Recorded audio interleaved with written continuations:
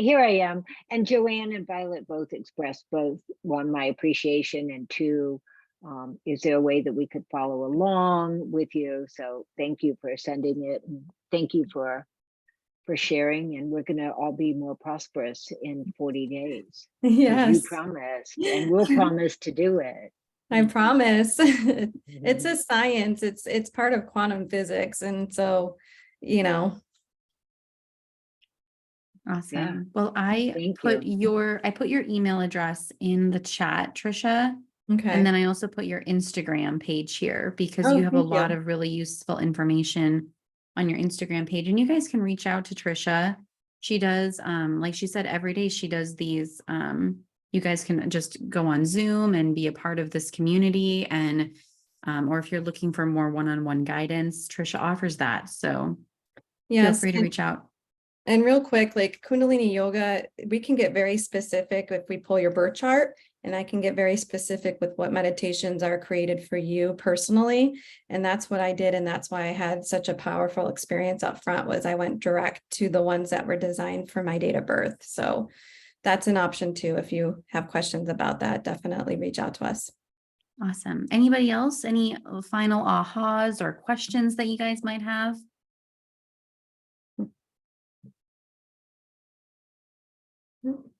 Well, thank you so much, Tricia. This was so incredibly impactful for me, and I'm sure for everyone on this call. So thank you so much for your time, and we appreciate you. All right. See ya. Thank you, everyone. Thank you. Thank you, Tricia. It was great to have you. You're welcome. Thank you. Bye. Bye.